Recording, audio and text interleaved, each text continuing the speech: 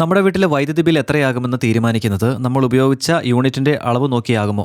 വൈകുന്നേരം ഉപയോഗിക്കുന്ന വൈദ്യുതിക്ക് കൂടുതൽ പണം കൊടുക്കേണ്ടി വരുമോ?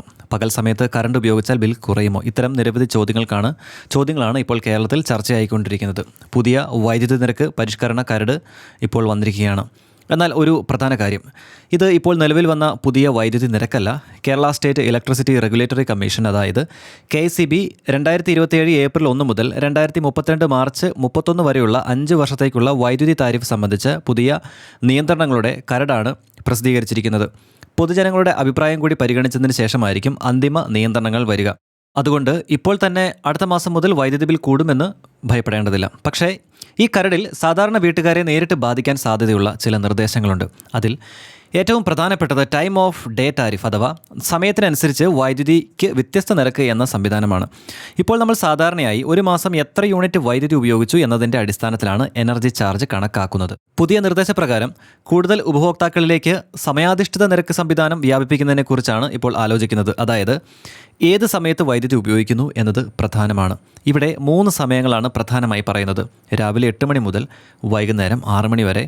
ഈ സമയത്ത് സൗരോർജ്ജ ഉൽപ്പാദനം കൂടുതലായിരിക്കുന്നതിനാലാണ് വൈദ്യുതിക്ക് താരതമ്യേന കുറഞ്ഞ നിരക്ക് നൽകാനുള്ള സാധ്യത കരടിൽ പറയുന്നത്.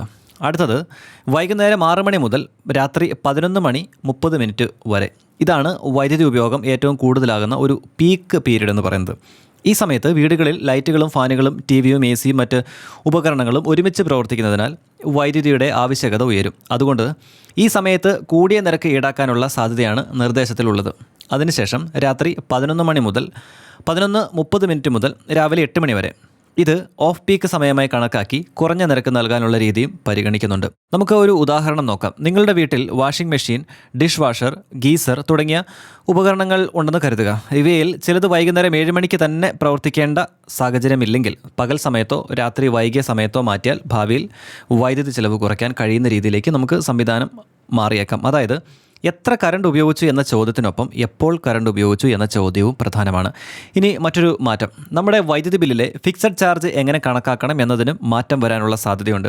നിലവിലുള്ള സ്ലാബ് ബേസ്ഡ് രീതിക്ക് പകരം വീട്ടിലെ കണക്റ്റഡ് ലോഡ്, അതായത് ആ വീട്ടിൽ ഉപയോഗിക്കാൻ അനുവദിച്ചിട്ടുള്ള മൊത്തം വൈദ്യുതി ശേഷി അല്ലെങ്കിൽ രേഖപ്പെടുത്തിയ മാക്സിമം ഡിമാൻഡ് എന്നിവയെ അടിസ്ഥാനമാക്കി ഫിക്സഡ് ചാർജ് നിശ്ചയിക്കുന്ന രീതിയിലാണ് കരടിൽ പരിഗണിച്ചിരിക്കുന്നത്. അതിനാൽ വീട്ടിൽ ഒരുപാട് ഇലക്ട്രിക്കൽ അപ്ലയൻസ് ഉണ്ടെങ്കിലും അവ എല്ലാം ഒരേ സമയം ഉപയോഗിക്കാത്ത ആളുകൾ പോലും കണക്റ്റഡ് ലോഡ് എത്രയാണ് എന്ന കാര്യം ഭാവിയിൽ അവർക്ക് കൂടുതൽ പ്രാധാന്യമുള്ളതാണ്.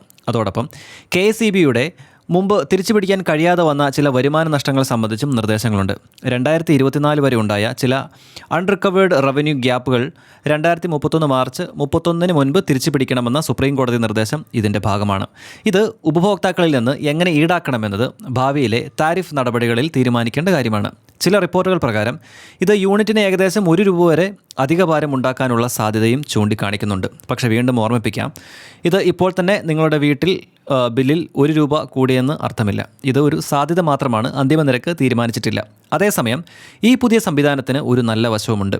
വൈദ്യുതി ഉപയോഗം പകൽ സമയത്തേക്ക് മാറ്റാൻ കഴിയുന്നവർക്ക് കുറഞ്ഞ നിരക്ക് ലഭിക്കാനുള്ള സാധ്യതയുണ്ടാകുന്നുണ്ട്.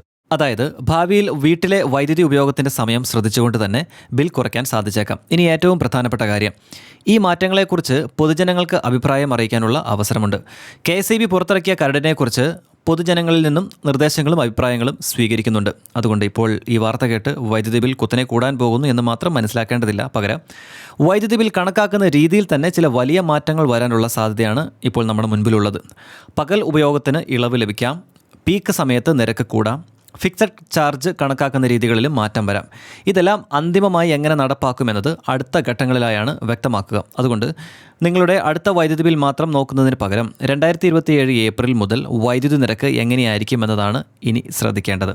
ഈ നിർദ്ദേശങ്ങൾ അന്തിമമായി അംഗീകരിച്ച് അതൊരു KECBയുടെ ഒരു നിയമമായി മാറിക്കഴിഞ്ഞാൽ നമ്മുടെ വീടുകളിൽ നമ്മൾ വൈദ്യുതി ഉപയോഗിക്കുന്നതിൻ്റെ നിരക്ക് അല്ലെങ്കിൽ വൈദ്യുതി ഉപയോഗിക്കുന്നതിൻ്റെ അളവ് എന്നതിന് മേലെ വൈദ്യുതി ഉപയോഗിക്കുന്ന സമയക്രമങ്ങളിൽ കൃത്യമായിട്ടുള്ള ഒരു മാറ്റവും നമ്മൾ ഉൾപ്പെടുത്തേണ്ടി വരും. അല്ലെങ്കിൽ ആ മാറ്റത്തിനനുസരിച്ച് നമ്മൾ മാറേണ്ടി വരും എന്നതാണ് ഇപ്പോൾ ഇവിടെ കാണാൻ സാധിക്കുന്നത്.